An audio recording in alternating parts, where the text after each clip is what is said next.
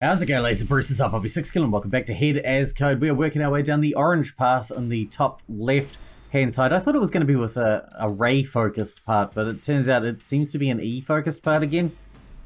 Suits me because E's cool. E's cool as. We're just finishing up the escape room in the gymnasium. So let's move on and see what happens next, I suppose. We've got a gun now. We are armed, but then so is Ray. I decided to cut those farewells short and instead grab some pens out. I need to notify E of what I had in mind. Huh, you're going to confront Ray. But isn't that dangerous? I reassured her with another message. How do we get into the situation? This doesn't seem right. I wordlessly agreed with her in my head. She was right. None of this was correct. The stations weren't right. The participants were all mismatched. Even the trains were somehow different. And yet, now that I thought about it, we usually always rode in the same train. It took a long time to travel through the entire line. They were long enough to make at least around an hour from start to end.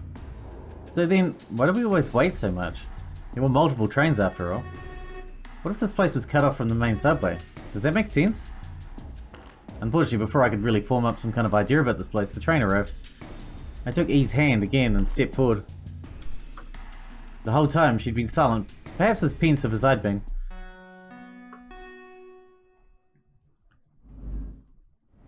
Well, she knows we're armed, right?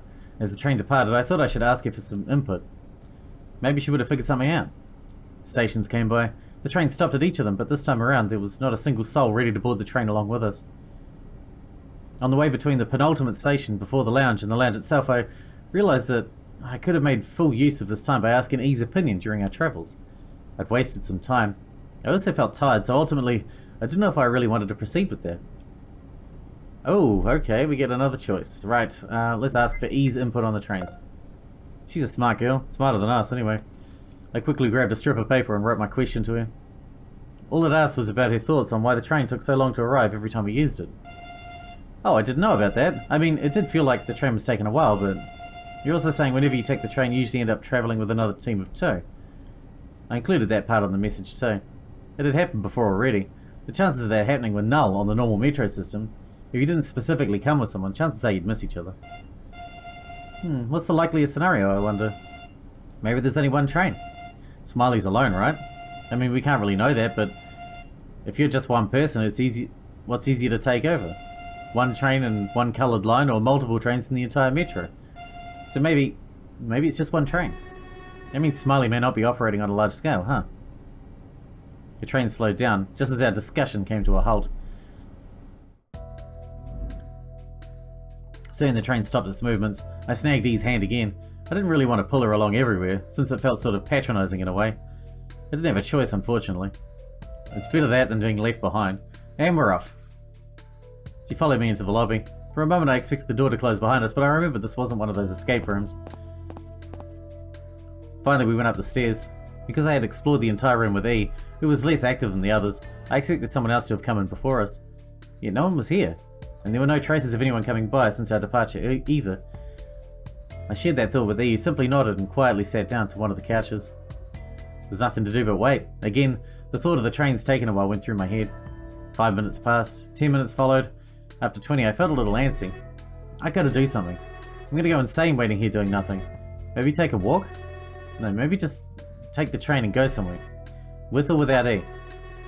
Ah, that's right. I can't really leave your side. Okay, I'll just take a look down at the station then. Yeah, that'll be good. No, I'm not talking to myself at all. Annoyed, I grumbled something unintelligible even to myself while writing another message on a piece of paper. I gave it to E. I was telling her I was taking a small walk around the station, so I wouldn't be there for a bit. She acknowledged it and I took off. Something didn't feel right. While walking down to the lobby below, I reached for my pocket. There was my cap. I could put it on to feel more secure.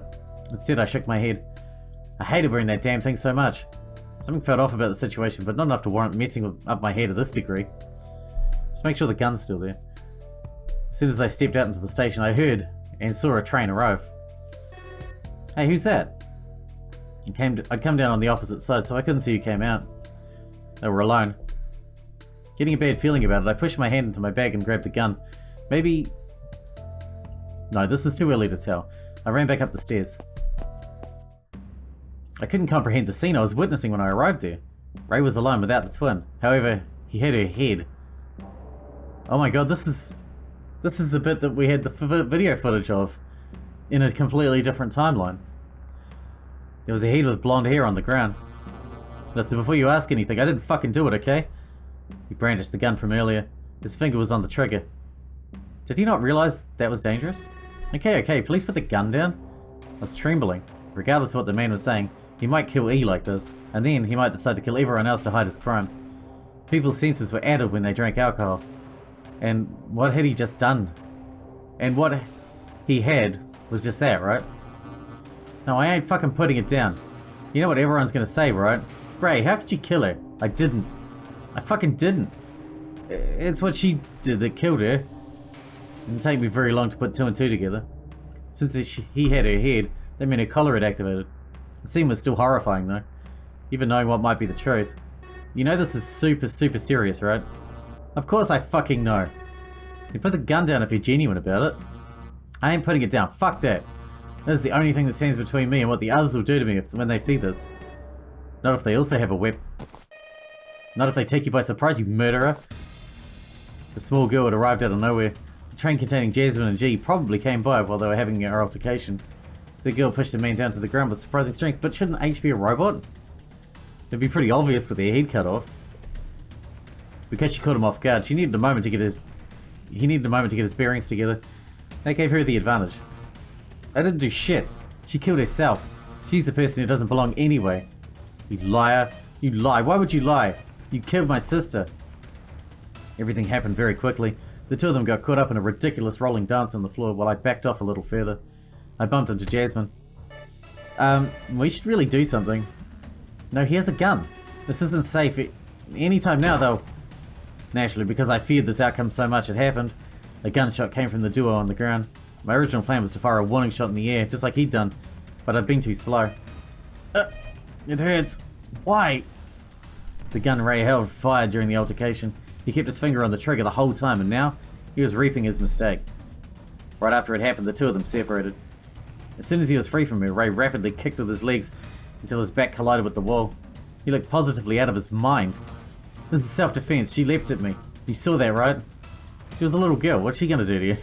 He pointed at us both, but we couldn't say anything to him. It was more accurate to say we didn't know what to say to begin with. Fuck! I wouldn't... God damn. I just want to fucking get out. You're all insane. You're the one killing people. I immediately went to G, while he took his flask out and sipped it as usual. Ray was useless, especially in this state of mind. Hey Jazz, give me a hand, will you? She didn't seem bothered by my use of her other nickname, even though I had partially exposed her name to the two others. She probably figured that there was no time to waste. Quickly she examined G's body. It was difficult to do while the twin was gesticulating.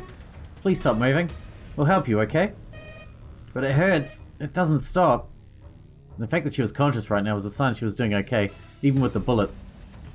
I must have missed her vitals. I have to take her to the infirmary quickly. I'll wait there if the others aren't done, but we really can't afford to waste any time like this. She still looks fine. What do you suggest? No, it's just a matter of time. Look where the bullet pierced. I did notice it was somewhere in her chest, but I couldn't tell exactly. She was howling in pain as a spot of red grew on her shirt.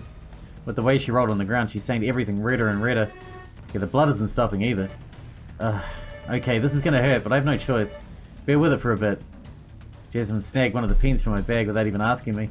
She didn't care which one it was. Finding the wound, she stuck the pen into it. What are you doing? It hurts. Stop. I'm taking out the bullet. Then we'll make something to stop the flow.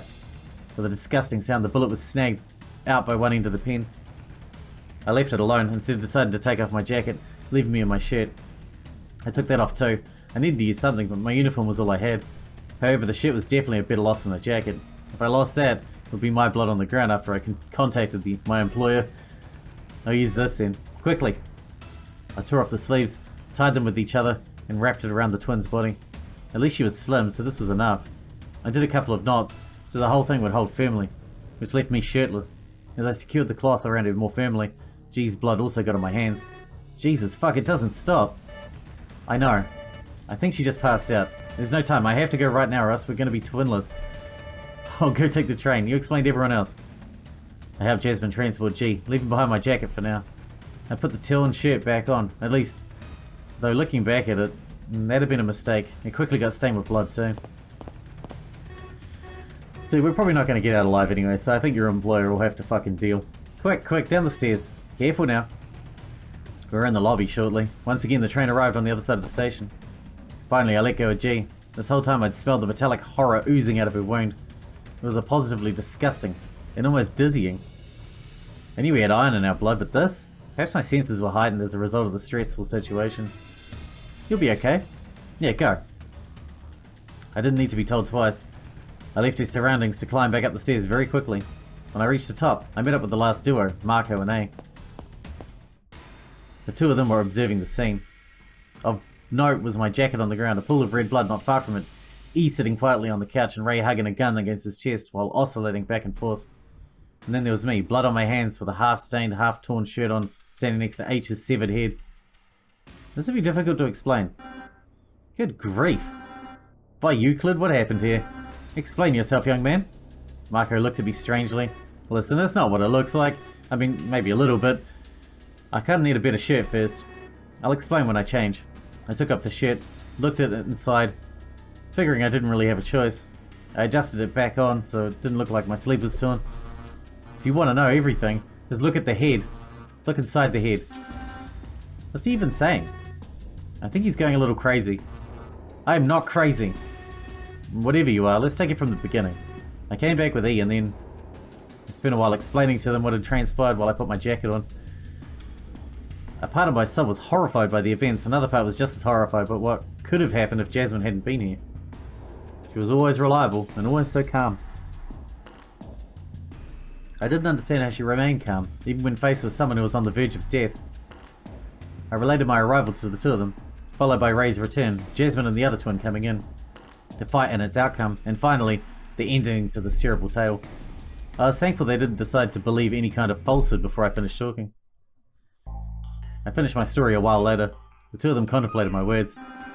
You're saying that, if I get this right, Ray came back with the young girl's head, proceeded to grow increasingly erratic before the other twin tackled him to the ground? I wonder if we can trust his word then. This all seems quite peculiar to me. Yeah, there was a fight and he ended up shooting G too, no? Ray didn't offer any comments on his side. He was positively distressed. It was up to me to play some kind of mediator because I understood that Ray might not have wanted to shoot. Well, I can't vouch for what happened once H had snagged her from us, but I think what happened with G was at the very least an accident. Huh. And you're covering for him? Ah, well, I don't really want to, but I think we should consider that too. Very well then. However, the fact remains that he has a dangerous weapon at his disposal. I kept quiet about the gun I had. If that fact came out, it would be very bad news for me. Perhaps keeping it had been a mistake. In that moment, I thought I'd get rid of it, but how? Since you seem more acquainted with him, I'll leave the burden of unarming him to you. Whoa, hold up! I'm not more acquainted with Ray than any of you. Just because we shared this little episode earlier doesn't mean anything. Even if we're the only remaining participants in this horrible event. Be that as it may, you have a better first-hand understanding of the situation than us. Could you please talk to him? Marco looked at me worried. I was worried too, but the old man did make some sort of sense. I gave up on my objection to his demand. Let us rest for a little. Chat some to exchange further information, then we should be off with E to a new station. Given the man's state, it is perhaps better for him to remain here for now. Ray didn't seem to hear us. It was a little selfish to make this choice without his input. On the other hand, the earlier we got out, the better it was, and our numbers had shrunken to an odd composition. Someone would have to stay out this time, and Ray would most likely be it. He's fucking crazy anyway. Yeah, let's sit down. We did just come back from a station already. You don't mind? No, go ahead. I'll think about some things and talk to Ray, I guess. The old man smiled at me before he and Marco split up from me to sit down in separate areas. Since they insisted, I figure I could go and speak to anyone I wanted. Provided I ended by talking to Ray, too, at least. Okay, so we'll leave Ray till last. Let's talk to E, I suppose. I took a piece of paper and filled in E with what happened. The girl immediately gasped when she read what I wrote, putting her hand over her mouth. Oh no, poor C. I hardly knew them, but they didn't deserve this. Huh? C? I looked at the pens. I realized I mistook the G for the C one, since G had been the one used to pull the bullet out of the girl. Quickly I had to rectify that. You should be careful of what you write. That's the only link I have with the outside world. Outside of my head, that is. Oh, thanks for filling me in, though. I don't know what else I can say about it. I do hope she'll be okay, but I feel rather powerless. Perhaps telling her about the events might not have been the best move I could do. Now she felt bad about it. But knowing was always better than not knowing. Knowledge is power. At least that's what I told myself, getting ready to speak with another person. So, did you find something special in the infirmary? Oh no, I don't think we did. I spent almost all of it on that cheap-ass bed. What's with you on beds anyway? You keep harping about the bed I just bought, and now you find the hospital bed cheap and... Hey, there's a difference. You still owe me for that bed. The hospital doesn't owe me anything but a bunch of medical bills. Did you meet someone, like a nurse or something?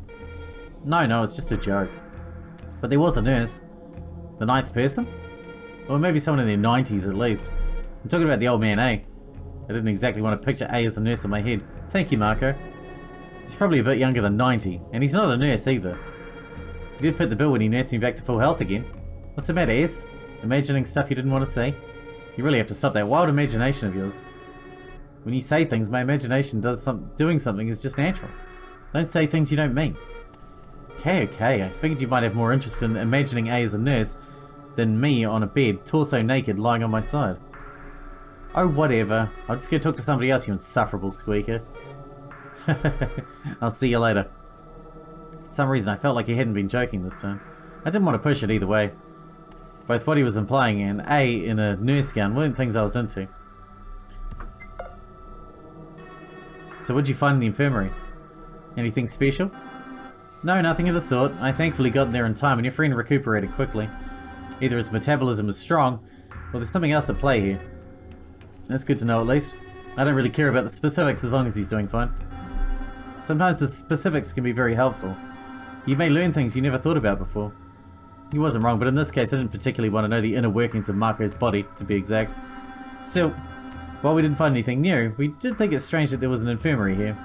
Do you think it was placed here for this very purpose? Who knows? I don't know what Smiley's thinking. All these stations, I can understand the security room, but otherwise? It's as if they were set up this way to form some kind of place where you could coexist with others for a long time. All of that made me wonder if the metro had been repurposed into a bunker without anyone noticing. Seems a bit far-fetched. I took the metro yesterday and none of this was here. It is true that it would be difficult to put all this together without anyone noticing. I am, in the end, as much in the dark as you are, young man. We should get ready soon. Please finish your business now. We'll have plenty of time to talk about this after we finish exploring the stations and find that 9th person. Okay, alright. We said our farewells for now and I went to talk to someone else. I approached Ray. I knew this might go very wrong, so I took it slowly. What? You got something to say? He wasn't looking at me. The poor man looked crushed. Judging by his change of manners, I could only guess that he truly hadn't killed H.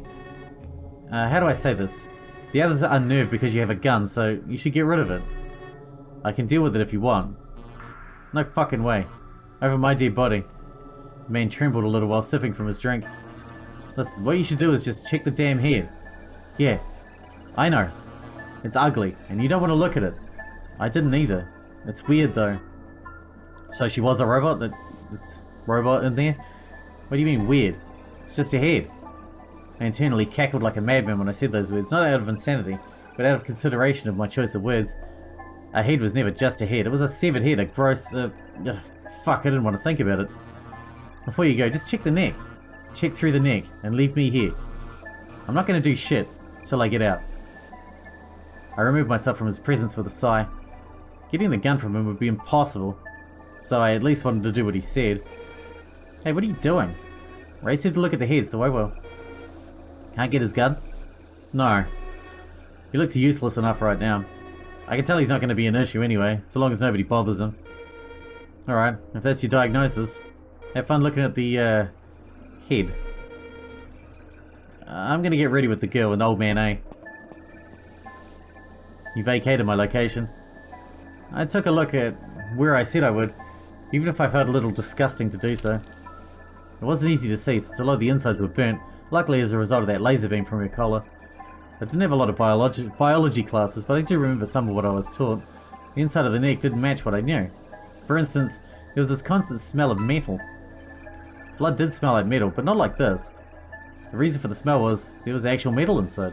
Small cables ran along the inside of the neck. Everything was painted and masked to look like actual organs within. However, if you looked at it from up close, it was definitely a fake head. Huh. This isn't a real head. I took it in my hands and lifted it. It seemed heavy enough. I deposited it back down carefully. After taking a cursory look at everything else, I concluded the outside of the head was normal. It was just the inside. There was metal and weird fluids. The stuff on the inside looked like organs, felt like organs, but certainly wasn't made of organs. I decided to take my lunch with me instead of leaving it on the floor and walked away from it. So far, nothing made any sort of sense. Did we find the person who didn't belong? This head looks made up. It doesn't look like a real head. What about the 9th person? Only silence answered my inquiry. There's no one had anything to tell me that we hadn't shared already. I ruffled my hair in aggravation. I didn't understand. How could anyone understand? We should probably get a move on. There's no telling how long it'll take Jay, or if the twin can even be saved in the first place. Just as I thought, we should head out now. Unfortunately for them, we do have this dating game to beat and we can't stay idle for too long. I agreed. I wanted to get out more than ever, and there was no point in staying here when the 9th person might be eluding us even further. Leaving Ray behind, our trio walked towards the open doorway. On the way, A grabbed E's hand, and she followed, understanding we were going to leave. Carefully, we went down the stairs. We were heading out in the same direction as before. What are the leftover stations on this side? Let me think. I believe they are the church and the theatre. After those 2 stations, we'll have unlocked and explored this entire side. Fitting since we're 2 teams of 2. The old man smiled as I understood why he chose this side. We waited for the train in silence, only broken by the screeching of the large compartments once they came in from the tunnel. Just as silently, we all held our tongues while stepping in. We didn't have much to say to each other that we didn't share before already, so the train soon set off without any spoken words. Just the same, the train travelled through several stations without any spoken words. It stopped a few times, and every time it went off again. After it left the gymnasium station, A motioned at us. We have to come to a conclusion. I believe we're in one of those rare moments when our groups are a little interchangeable. You see, as you have the bag with the pens, anyone could communicate with E. I knew what A was getting at. He could group with me if I gave my bag to a friend instead. However, I absolutely didn't want to give Marco this bag, and for obvious reasons. You're suggesting mixing the teams. I'm not against it, but... Do you have another way to proceed with this? If you don't want to, that's completely fine. We have all the options open after all. I personally would be fine with going with them again if you decide to accompany E once more. Something was odd with his suggestion. I couldn't help but think that he was trying to split Marco from me again. Sure, he mentioned how all options were open, but his tone indicated I was heavily encouraged to go with E at the very least. I'll think about it real quickly then. We still have a minute before we get to the church. Marco shrugged. He didn't seem to care. Perhaps I was being too paranoid after my witnessing of a dead person's head, and none of this mattered. Whatever it is, I'll go at the next stop. Your metro is making me antsy now. Maybe I should go with you then. If you're concerned about his well-being, do not worry. I'll be taking good care of him if we are paired up. He guffawed in his usual fashion. And besides, I still have some topics to go over with him, as he's been passed out for most of our previous exploration. I see. I'll take that into consideration. Either I went with E, or with Marco. I already decided that no matter what, teaming up with A was out of the question. The bag was far too important to leave with anyone else. Especially since it contained my gun, making it an option I couldn't pick. I'd like to stick with E. My decision came when we finally stopped at the station leading to the church. I'm gonna stick with E for now. We can come back and change that later. After much reflection, or as much as I could give the thought right now, I decided to stick with what the old man wanted. It didn't matter much anyway, since if the group found the 9th person, Marco wouldn't leave without me. I guess I'll take the next station with E. You two can leave at this one. Take care of it, yeah? Of course I would. I wasn't some kind of creep or maniac. I gave a half-hearted wave as they disembarked, but neither noticed me. The two of them disappeared beyond the doorframe. I really like E. I want to hang out with E more. Then we were off again. I wondered what we'd find once we were at our station. I knew it was a theatre, but I didn't know what that meant. Every time I thought about those stations, I always wondered why? How? Once more, there was no theatre readily in the open through any of the stairs leading up from the station. Those stairs normally took us to the gates, which we went through by using a metro pass. They didn't lead us to random rooms like these. What are you up to, Smiley? A rhetorical question received no answer, and finally, we landed at the station the blind girl and I were to leave at. I prepared myself to use the pens. I didn't need them for this first part since the girl followed as soon as I grabbed her hand.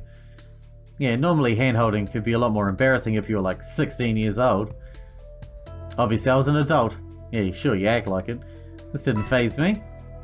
Whoa. The train left before I even thought about making it to the doorframe. That was fast. Normally they wait until we're inside. Maybe this is because it's the last station. Something seemed wrong with the two sides. I couldn't put my finger on what, but there was something that didn't quite match how I believed things should have been. Maybe it was just a bad feeling, or maybe it was just my imagination. It was very active sometimes, always imagining worst case scenarios. Ah. Finally I made my way to the staircase. With E in tow, it didn't take long for us to ascend to the theatre. The door closed behind us with a soft sliding noise, but I didn't pay attention to it. By now I knew how this place operated. None of this was surprising me. Getting up the stairs was harder than anticipated. E's blindness made it very difficult. Normally blind people still had their ears to guide them, but someone who was blind and deaf? They didn't have anything but physical contact to guide them, right? Maybe changes in temperature too?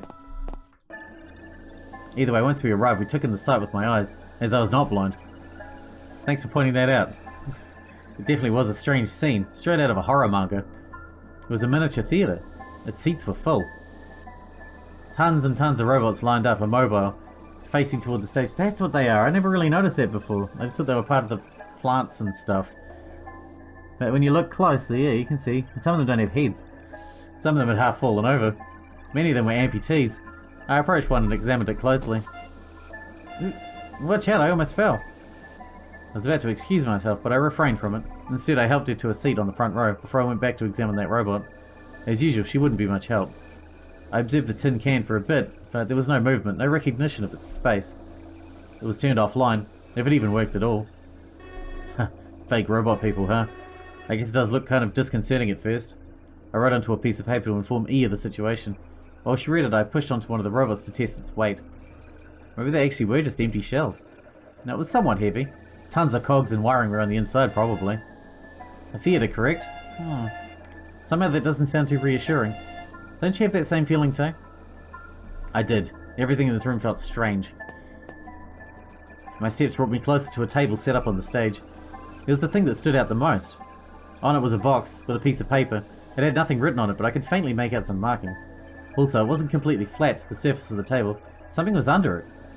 I flipped the sheet over, thinking nothing of it. Almost instantly, some stock applause noise came from the crowd. I recognized the sound as being stock since it was like one of those old sitcoms. I didn't know why they applauded though. A screen in the back of the area lit up with a few numbers. At first it had shown 10, but soon it rolled down to 9:59, 9:58, 9:57. It was a countdown. Huh? What does that mean? I quickly read the paper over while disregarding the object under it. I would get it momentarily, but first I need to understand what I'd unwittingly triggered. A bomb? 10 minutes to make a choice determining everyone's survival. Sacrifice me or use me to leave. The former lets you both live. The latter will damn your partner. If time's up, all will die. All will die? What does that mean? Us both or everyone? So this is just like the reactor on the other side. The end station seemed to be the ultimate test at the end. My questions found no answers. Looking at the table, I saw a key with a loop that loosely resembled the number 9. Is this the number 9 we're looking for? Wasn't it a person? How do I sacrifice it? Using it would just... It would... I took a glance over at E, still sitting, quiet, unaware of the situation. This is what we'd search for, but it would... It would damn her. No, it would kill her. I refused to mince words. Desperate for help, no matter the form it took, I shoved a hand into my jacket. There I found my cap and hesitantly put it on. I hated wearing it, but maybe this would help me find a way out of this mess somehow. There has to be some other way. I needed to seek a way out. Well, this sounds pretty serious. What do we got? Whatever this is. This is what I can use the key on, but doing it would... I refuse to think about it again. However, if I use this door, it would definitely happen. I just need to seal my resolve if this was my selfish choice.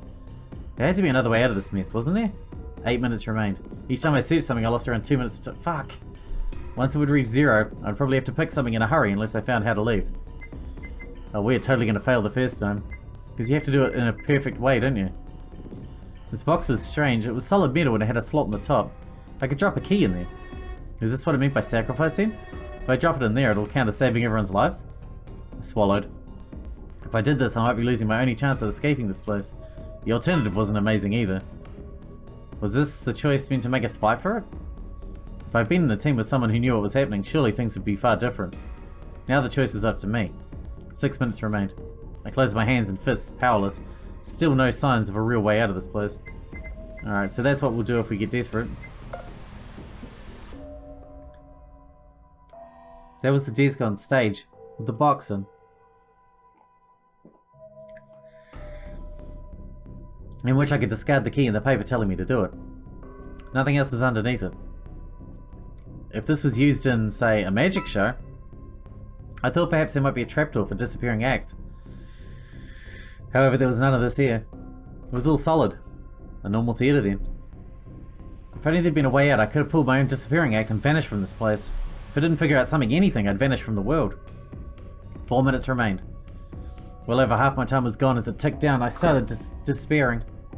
Was there really no way to avoid this horrible dilemma? Usually when you were presented with two options, there was always a third, more hopeful one, no? Even if we had to make it ourselves. I had to keep looking around. I need to find that third option. How much time have we got? I couldn't get up there even if I wanted to. There was one of those robot people there. No staircase led there though. The only way to get there was through a door in the back. Unfortunately, there was no staircase leading up there, either from the hallway or from within the room. Is this inaccessible? I don't understand. I should come back with something that can help me get up there. 2 minutes remained. Damn it, anything, I really need to find it. No matter what it was. A door, a secret passage, please, I needed a way out. I didn't even care if it was an ass-pull solution. Oh god, please save E and me. Let's do it. The timer was ticking down. I had to pick now. The only option I believe was fine was this one. I couldn't abandon E. I could never do that. As much as I wanted to leave, as much as I wanted to escape this nightmare, she was stuck in it as much as I was. Not to mention sacrificing someone else for my own gain. That wouldn't win us this strange game. The victory conditions were absurd to begin with. But I didn't have time to think about that yet. Right now I had to focus on the issue at hand. The timer was almost up. 10 minutes would soon have passed if I did nothing. And so I took the key with a clear conscience and pushed it down into the box. When it fell to the bottom, a hole closed and a small green light lit up on the back, signaling it had registered my choice. Applause rode from the crowd of robots again. Of course, they were the same stock sounds as earlier, and they didn't really come from actual people congratulating me on doing the right thing. Despite that, it felt like they were telling me I took the right path. That now everything would be fine. The screen lit up on the back of the room behind the desk. One glance made it obvious Smiley was supposed to show up at this part. Was he going to congratulate me? By valuing the life of someone else over your own, you won. You managed to expose your selflessness, which is utterly commendable. But you did not win the dating game. You may believe this to be unfair, but betrayal is part of life as well. It is not betrayal from me, however. You've betrayed yourself. Still, perhaps in a corner of your mind you believe this to be acceptable. Once again, it is utterly commendable, and yet the play is over. You may applaud, as you will now spend eternity within this cage of your own making. I do hope you have given your due farewells to your friends beforehand. I took E's hands in my own while I spoke until I realized he was done. In fact, he wasn't on the screen anymore. It had become pitch black once again. E was smiling as though she understood the predicament I'd been in before. Whether that was the case, I couldn't know. Maybe she sensed my unease here. Some of Smiley's words were indeed weighing down on me, though. He spoke of a cage of my own making. I tested that theory. I walked towards the door in the back of the room behind the desk. E was contentedly following along, still without a care in the world. How could Smiley think I'd sacrifice her? My other hand closed upon the handle. I turned it, and just like I figured, it was locked. Now that I'd thrown the key away, there was no opening this. Still, I had to try. I rammed my body into it. I gave up very quickly, as this only made me dizzy. Just like we confirmed much earlier, it raised demand. I could now also confirm that the doors leading outside from each station were impossible to bust through. Only one thing to do then. I'd leave the station and bring E back to the others, so that we could continue our escape attempts. Once again, I led E with my hand. I navigated my way back to the staircase. I went down and... oh, this door didn't have any sort of doorknob, that's right. The only way to open this was with a code. I didn't have any code, though. I was slowly becoming more and more frustrated by the moment. Was there something I overlooked? I went back upstairs with E, taking a quick glance at the bathroom at the end of the hall before entering the theatre again. I did the right thing, I was sure of it. Not even Smiley could make me budge on that stance. Yet the door was completely closed now.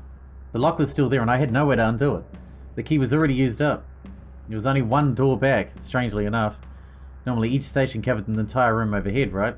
So you could go down both sides, but this one only had one door. Only one accessible side. I had no idea what this meant exactly. Is there something wrong? I considered how I should tackle the problem with E. Clearly we weren't going anywhere anytime soon, but since this was the end of the line, I thought perhaps someone might stumble upon the station and help us from outside if I waited long enough, or maybe there was a secret passage. I wrote a message to E. I was going to search around a little further. E beamed at me, deciding to leave it in my hands, and she was of no use otherwise. I'll stick around then. We got some comfortable seats here. I left her in one of the theatre rows, in a spot empty of robots. At least she wouldn't have to sit around these strange, uncanny machines. I touched the walls. I believe maybe there's a secret passage somewhere that could lead down to the station, on the other side. And yet, my search was fruitless.